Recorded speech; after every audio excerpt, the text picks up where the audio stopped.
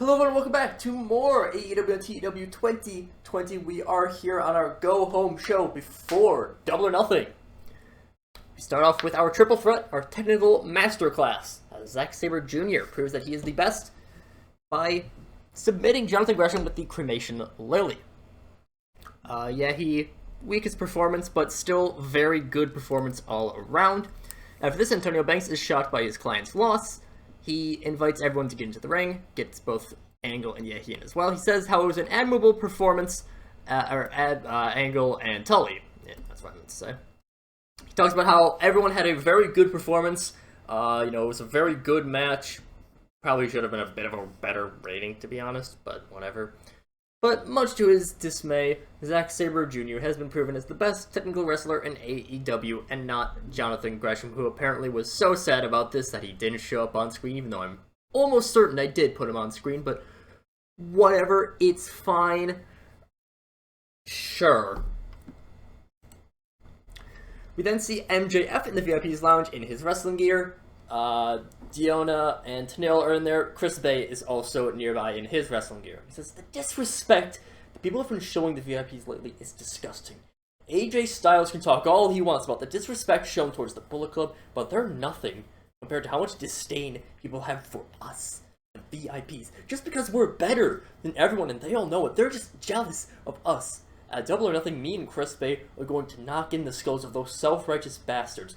Those self-righteous, self-absorbed, supposed men of the people, and Rami Sabay and Kevin Steen, while Tenille and Diona are going to show AEW what it means to mess with the VIPs with those absolute nobodies that are Hams, Katan, and Morgan Daniels. I had to look up their names to even find out who they were going against. No one that goes against the VIPs club comes out unscathed, and at Double or Nothing, we're going to show that in spades.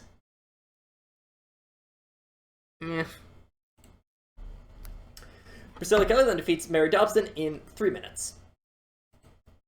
After dispatching of Mary Dobson in those 3.5 minutes, gets a mic, says, this is what you have to look forward to, Mayu. You better have been watching, because how easily I just dismantled someone who has more strength, more physical size than you is nothing compared to how easily I'm going to take you out. You can be confident in your chances to win all you want, but it's not going to mean anything when it comes to facing me in that ring. Seeing out how some of our women do on the mic themselves, women's division, it's getting more depth. It's getting there, but still not there yet. After this, Cody is interviewed by Trish Stratus about the U.S. title match, and Cody says to say that it would be an honor to win that U.S. title is a bit of an understatement. My dad was the American dream, I'm the American nightmare. It only makes sense for a Rhodes, the son of a plumber, to be the first U.S. title holder in the history of what will go down as the greatest wrestling promotion of all time.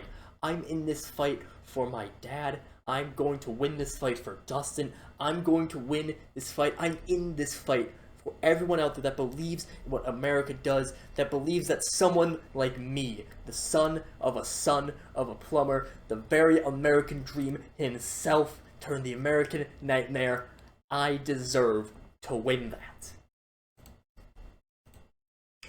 Charles Betts then defeats Minoru Suzuki. Not a surprise. Angle lock. He is picking up instructions from Kurt Angle.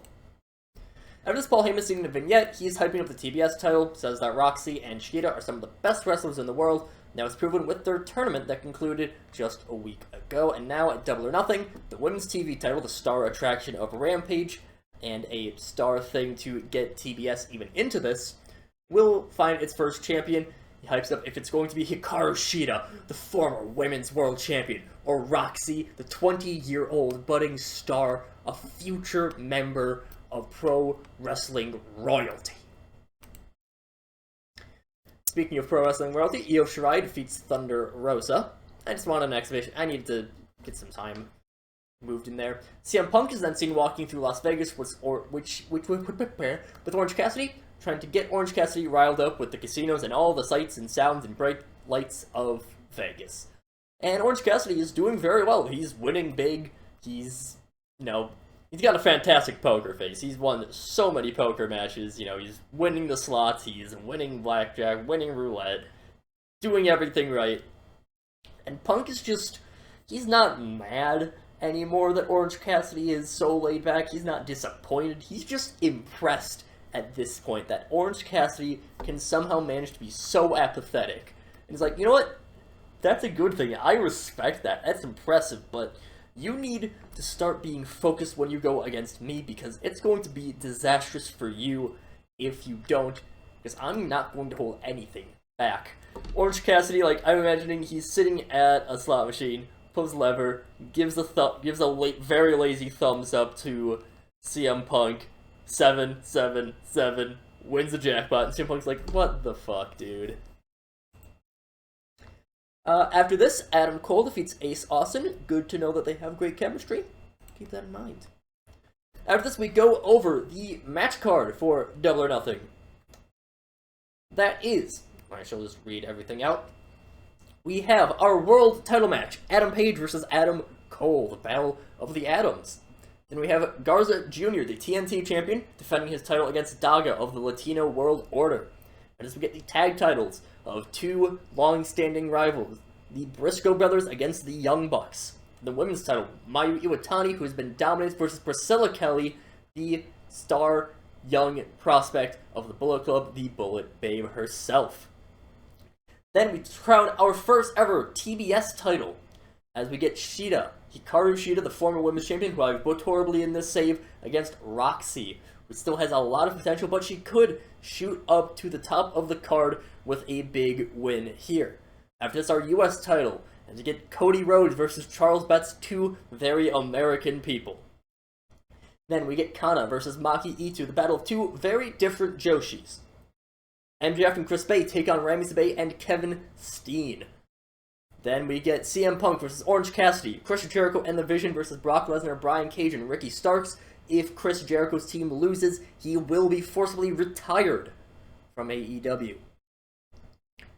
Then we have the debut match of Antonio Lautenz, former Cesaro, taking on Jeff Cobb. Jon Moxley takes on AJ Styles.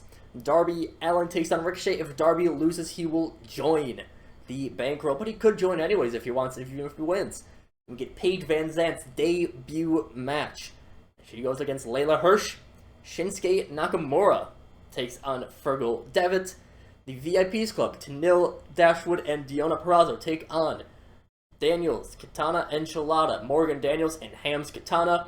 And the Private Party take on the Lucha Bros. For sure, the VIPs versus DKE is going to be on the pre-show. I might move Private Party and Lucha Bros to pre-show as well. Depends on how much time I have. Main event, Brody Lee defeats Jeff Hardy. I meant to announce this match before on Dynamite, but I forgot. Brody Lee picks up a big win over Jeff Hardy. 76 rating. That's fine. That's fine. Rampage is getting lower ratings, and it needs higher ratings in order to do better, but you know what? It works. It's fine by me. We move on to Double or Nothing, which I think is going to be a very good show.